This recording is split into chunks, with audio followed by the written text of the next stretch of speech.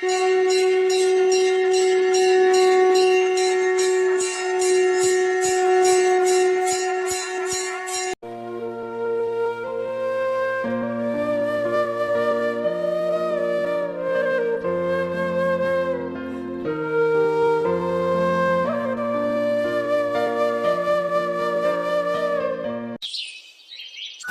श्री हरि विष्णु ने धर्म की रक्षा के लिए अनेकों अवतार लिए, जिनमें से उनके 10 अवतार बहुत ही प्रमुख माने गए हैं। श्री हरि विष्णु जी का सबसे पहला अवतार मत्स्य अवतार था, जो कि उन्होंने सृष्टि को प्रलय से बचाने के लिए धारण किया था।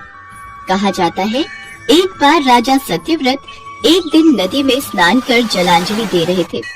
अचानक उनकी अंजलि में एक छोटी सी मछली आ गई। अरे ये छोटी सी मछली कितनी प्यारी है, बिना जल के ही परेशान हो रही होगी। मुझे इसे वापस सागर में डाल देना चाहिए। रुकिए महाराज, आप मुझे सागर में मत डालिए, अन्यथा बड़ी मछलियाँ मुझे खा जाएंगी। अच्छा ये बात है, तो ठीक है, मैं तुम्हें अपने साथ ले चलता हूँ। बिना जल के तो तुम रह नहीं पाओगी। मैं कमंडल में जल भर लेता हूँ, फिर तुम इस कमंडल में आराम से रहना। राजा सत्यव्रत बहुत ही दयालु थे। उन्होंने मछली को अपने कमंडल में रख लिया, पर जैसे ही वह अपने महल पहुँचे, देखते ही देखते मछली का आकार बड़ा होता चला गया और वह एक विशालकाय मछली में परिवर्तित हो गई। राजा को समझ आ गया कि यह कोई साधारण जीव नहीं है। राजा ने मछली से वास्तविक स्वरूप में आने की प्रार्थना की।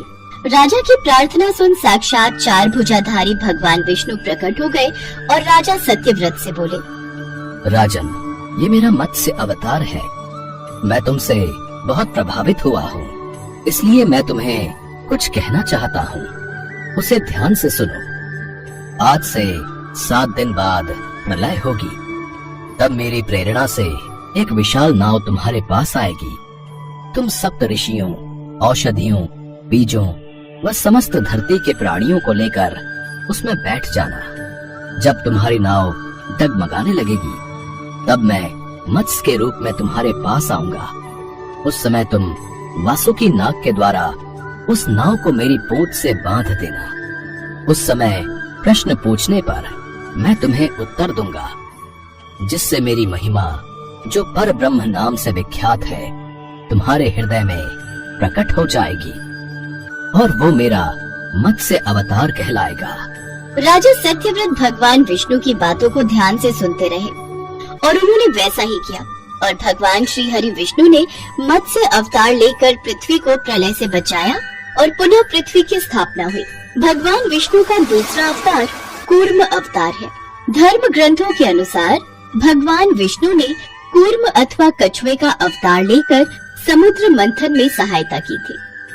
भगवान विष्णु के कूर्म अवतार को कच्छप अवतार भी कहते हैं। जब समुद्र मंथन के लिए देवताओं और दैत्यों ने मंदराचल को समुद्र में डालकर नागराज वासुकी को नेति बनाया, किंतु मंदराचल के नीचे कोई आधार नहीं होने के कारण वह समुद्र में डूबने लगा। यह देखकर भगवान विष्णु विशाल कछुए का रूप धारण कर समुद्र में मंदराचल के आधार बन गए। भगवान कूर्म की विशाल पीठ पर मंदराचल पर्वत तेजी से घूमने लगा और इस प्रकार समुद्र मंथन संपन्न हुआ। भगवान विष्णु का तीसरा अवतार वराह अवतार है। पुरातन समय में दैत्य हिरण्याक्ष ने जब पृथ्वी को ले जाकर समुद्र में छिपा दिया, तब ब्रह्मा जी की नाक से भगवान विष्णु वराह रूप में प्रकट हुए। भगवान विष्णु के इस रूप को देखकर सभी देवताओं व ऋषि मुनियों ने उनकी स्तुति की। भगवान वराह ने देखा कि हिरण्याक्ष दैत्य ने पृथ्वी को समुद्र में छुपा दिया है। वे पृथ्वी को समुद्र से अपने दांतों पर रखकर निकाल कर बाहर ले आए। हिरण्याक्ष दैत्य और भगवान वराह में भीषण युद्ध हुआ।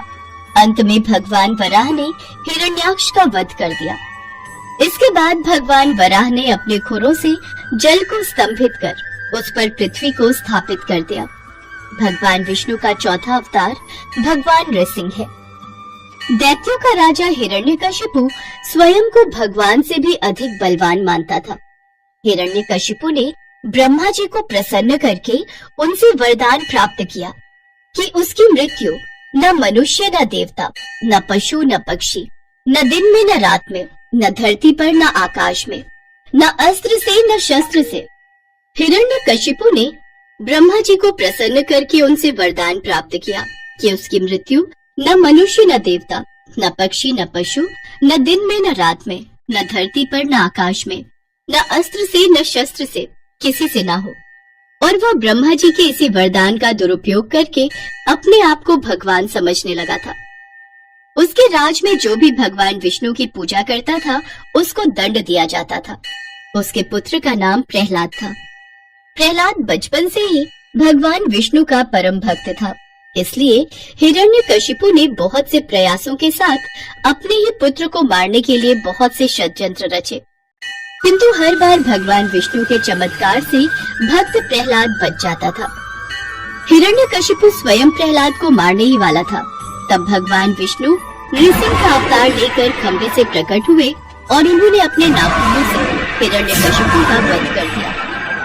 भगवान विष्णु का 5वां अवतार वामन अवतार है। एक बार जब राजा बलि महान यज्ञ कर रहा था, तब भगवान वामन बलि की यज्ञशाला में गए और राजा बलि से 3 पग धरती दान में मांगी। बलि ने भगवान वामन को 3 पग धरती दान देने का संकल्प ले लिया। भगवान वामन ने विशाल रूप धारण कर एक पग में धरती और दूसरे पग में स्वर्गलोक नाप लिया।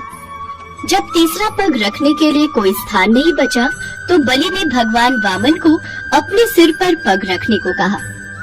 बलि के सिर पर पग रखने से वह पाताल लोक पहुंच गया। बलि की दानवीरता देखकर भगवान ने उसे पाताल लोक का स्वामी भी बना दिया। इस तरह भगवान वामन ने देवताओं की सहायता कर उन्हें स्वर्ग पुनः लौटाया। भगवान विष्णु का 6ठा अवतार श्री राम अवतार है। त्रेता युग में राक्षस राज रावण का बहुत आतंक था। उससे देवता भी डरते थे। उसके वध के लिए भगवान विष्णु ने राजा दशरथ के यहाँ माता कौशल्या के गर्भ से पुत्र रूप में जन्म लिया। इस अवतार में भगवान विष्णु ने अनेक राक्षसों का वध किया और मर्यादा का पालन करते हुए अपना जीवन यापन किया। पिता के कहने पर वनवास गए। वनवास भोगते समय राक्षस राज रावण उनकी पत्नी सीता का हरण कर ले गया। सीता की खोज में भगवान लंका पहुँचे। वहाँ भगवान श्री राम और रावण का घोर युद्ध हुआ, जिसमें रावण मारा गया। इस प्रकार भगवान विष्णु ने राम अवतार लेकर देवताओं को भय मुक्त किया। भगवान विष्णु का 7वां अवतार श्री कृष्ण अवतार है। द्वापर युग में भगवान विष्णु ने श्री कृष्ण अवतार लेकर अधर्मियों का नाश किया। भगवान श्री कृष्ण ने इस अवतार में अनेक चमत्कार किए और दुष्टों का सर्वनाश किया। कंस का वध भी भगवान श्री कृष्ण ने ही किया। महाभारत के युद्ध में अर्जुन के सारथी बने और दुनिया को गीता का ज्ञान दिया। धर्मराज युधिष्ठिर को राजा बनाकर धर्म की स्थापना की। भगवान विष्णु का ये अवतार सभी अवतारों में सबसे श्रेष्ठ माना जाता है। भगवान विष्णु का 8वां अवतार परशुराम अवतार है। हिंदू धर्म ग्रंथों के अनुसार परशुराम भगवान विष्णु के प्रमुख अवतारों में से एक थे। प्राचीन समय में महिष्मती नगरी पर शक्तिशाली हैयवंशी क्षत्रिय कार्तवीर्य अर्जुन सहस्त्रबाहु का शासन था। वह बहुत अभिमानी था और अत्याचारी भी। एक बार अग्निदेव ने उससे भोजन कराने का आग्रह किया। तब सहस्त्रबाहु ने घमंड में आकर कहा कि आप जहाँ से चाहें भोजन प्राप्त कर सकते हैं, सभी ओर मेरा ही राज है। तब अग्निदेव ने वनों को जलाना शुरू किया। एक वन में ऋषि आपव तपस्या कर रहे थे। अग्नि ने उनके आश्रम को भी जला डाला। इससे क्रोधित होकर ऋषि ने सहस्त्रबाहु को श्राप दिया कि भगवान विष्णु परशुराम के रूप में जन्म लेंगे और न सिर्फ सहस्त्रबाहु का बल्कि समस्त क्षत्रियों का सर्वनाश करेंगे। इस प्रकार भगवान विष्णु ने भार्गव कुल में महर्षि जमदग्नि के 5वें पुत्र के रूप में जन्म लिया। भगवान विष्णु ने अपना 9वां अवतार भगवान बुद्ध के रूप में लिया था। पौराणिक कथाओं के अनुसार जब दैत्यों ने देवताओं को हराकर स्वर्ग पर कब्जा कर लिया, पर दैत्यों को ये डर था कि कहीं दोबारा से देवता स्वर्ग पर कब्जा न कर लें। इसके लिए वे देवराज इंद्र के पास गए और उनसे अपना राज्य कायम रखने के लिए उपाय पूछा।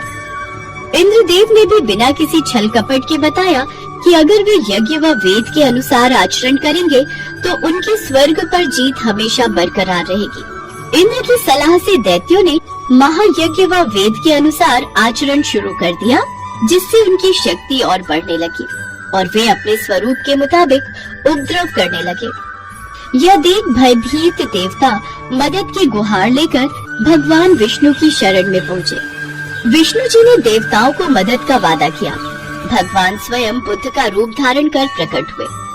उनके हाथ में मर्जनी थी और वे रास्ते को साफ करते हुए आगे बढ़ रहे थे। दैत्यों को इंद्रदेव की धर्म कर्म की राह पर चलने की बात याद आई। दैत्यों पर भगवान बुद्ध के उपदेशों का ऐसा असर हुआ कि उन्होंने वेद आचरण व यज्ञ करना बंद कर दिया।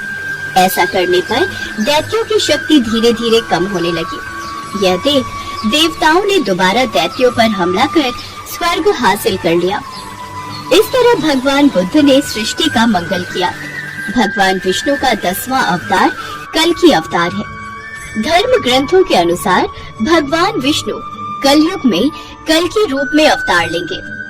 कल की अवतार कलयुग व सतयुग के संधि काल में होगा। यह अवतार 64 कलाओं से युक्त होगा।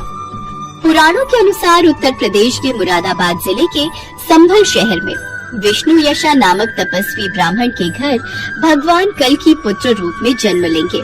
कल की देवदत्त नामक घोड़े पर सवार होकर संसार से पापियों का विनाश करेंगे और धर्म की पुनः स्थापना करेंगे।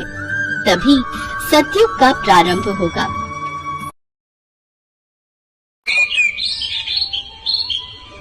जब शक्ति माता महादेव से दूर हुई, तब उन्होंने वैराग्य ले लिया और इसका प्रभाव न केवल महादेव पर बल्कि पूरे संसार पर पड़ा। महादेव के वैरागी होने से धरती का सारा संतुलन ही बिगड़ गया, जिससे सभी ओर हाहाकार मच गया। संसार की ऐसी हालत देखकर नारायण को चिंता सताने लगी और फिर उन्होंने महादेव को वैराग्य से बाहर निकालने के लिए एक तरकीब सोची। उन्होंने गरुड़ को धरती पर सांपों को मारने के लिए भेजा। गरुड़, तुम इसी वक्त धरती पर जाओ और उसमें रहने वाले सभी सांपों को मार डालो।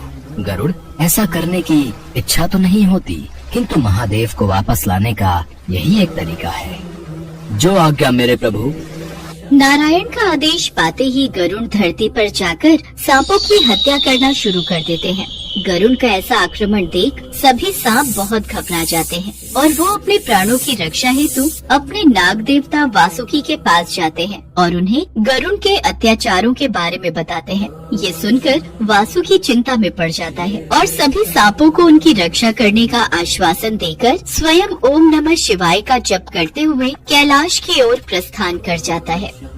ओम नमः शिवाय, ओम नमः शिवाय। आपके ध्यान में विघ्न डालने के लिए मुझे क्षमा करें प्रभु, लेकिन इस वक्त हम नागों को आपकी सहायता की आवश्यकता है। वासुकी, तुम हमारे प्रिय भक्तों में से हो, कहो आज किस उद्देश्य से तुम्हारा कैलाश आना हुआ। जैसा कि आप जानते हैं कि नागों को रहने के लिए नागलोक मिला हुआ है प्रभु, परंतु कुछ नाग धरती पर भी रह रहे हैं। न जाने क्यों गरुड़ उन सबका अंत करने पर तुला हुआ है। कृपा करके उनके प्राणों की रक्षा करें प्रभु। तुम परेशान मत हो वासुकी, हम तुम्हारी सहायता अवश्य करेंगे। महादेव से आश्वासन मिलते ही वासुकी कैलाश से प्रस्थान कर धरती पर गरुड़ से लड़ने पहुंच जाता है। दोनों ही अपने असली रूप में आकर एक दूसरे के साथ आक्रमण शुरू कर देते हैं। दोनों पूरी जान से एक दूसरे पर प्रहार करना शुरू कर देते हैं, मगर गरुड़ का वार वासुकी पर भारी पड़ता है और वो वासुकी को बुरी तरह घायल कर देता है। तभी महादेव को याद करते हुए वासुकी कहता है, हे प्रभु, हे महादेव, अपने भक्त की रक्षा करो प्रभु, मेरे प्राणों की रक्षा करो। वासुकी की प्रार्थना करते ही महादेव तुरंत वहाँ हाजिर हो जाते हैं। हर हर महादेव, मुझे गरुड़ से बचाओ प्रभु, वो मुझे मार डालेगा। ये सुनते ही महादेव गरुड़ को समझाने की कोशिश करते हैं, लेकिन उनके लाख समझाने पर भी वो उनकी एक नहीं सुनता और अपने प्रहार जारी रखता है। फिर महादेव भी उस पर पलटवार करते हैं, जिसमें गरुड़ बुरी तरह घायल हो जाता है और वो नारायण को याद करता है। उसी पल नारायण वहाँ प्रकट हो जाते हैं। महादेव, शायद आप ये भूल रहे हैं कि गरुड़ मेरा वाहन है, साथ ही मेरा भक्त भी। इसका अपमान मुझे कदापि बर्दाश्त नहीं। मेरे कहने पर ही ये नागों का अंत कर रहा है। पर भला नागों पर ये अत्याचार क्यों? क्योंकि ब्रह्मदेव ने इनको रहने के लिए नागलोक दिया है, फिर ये सब वहीं जाकर रहें। मैंने नागों की रक्षा करने का वचन दिया है और मैं इनकी रक्षा अवश्य करूंगा। मान भी चाहिए महादेव, और ये बेकार का हठ छोड़ दीजिए, अन्यथा मेरा और आपका युद्ध संभव है। अगर यही बात है तो मुझे इसमें कोई आपत्ति नहीं। इतना कहते ही महादेव नारायण पर प्रहार शुरू कर देते हैं। दोनों ही अपनी अपनी शक्तियों का प्रयोग करते हुए आसमान में बादलों के बीच एक दूसरे पर प्रहार करना जारी रखते हैं। महादेव, ये युद्ध इस संसार का विनाश भी कर सकता है, भयंकर प्रलय का कारण भी बन सकता है।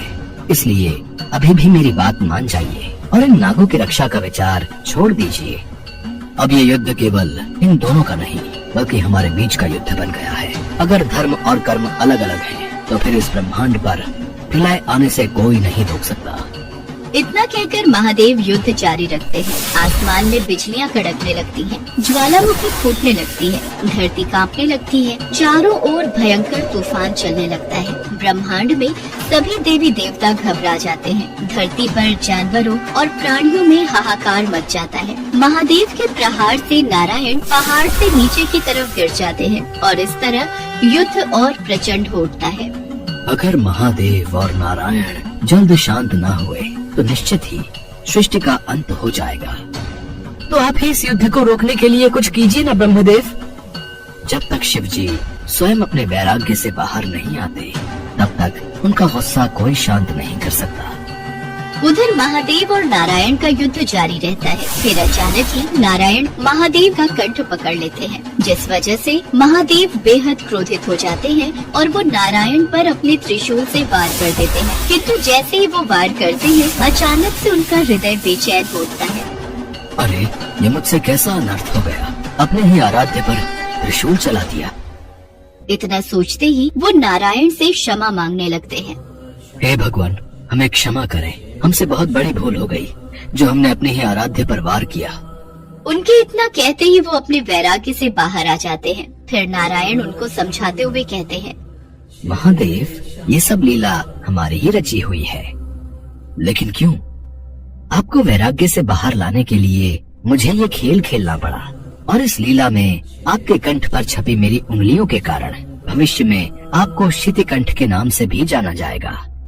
युद्ध समाप्त होने के बाद सारी प्रलय शांत हो जाती है। सभी देवी देवता प्रसन्न होते हैं। चारों ओर खुशनुमा माहौल हो जाता है। साथ ही सारी सच्चाई सामने आने के बाद गरुण भी महादेव से क्षमा याचना मांग लेता है और वासुकी महादेव के सामने रोते हुए हाथ जोड़कर निवेदन करता है, मैंने बहुत कष्ट झेले हैं प्रभु, अब मुझ पर कृपा कर मुझे अपनी शरण में ले लीजिए। तुम्हारा दर्द मैं भली भांति समझता हूँ वासुकी, इसलिए तुम्हारा स्थान आज से मेरे चरणों में नहीं बल्कि मेरे कंठ में होगा। मैं कुछ समझा नहीं प्रभु, अब से मैं तुम्हें अपने कंठ में धारण करके रखूंगा। मैं धन्य हो गया प्रभु, मेरा जीवन धन्य हो गया। उसी दिन से महादेव वासुकी को अपने गले में धारण कर लेते हैं। साथ ही वासुकी को भी अपनी सच्ची भक्ति का फल मिल जाता है।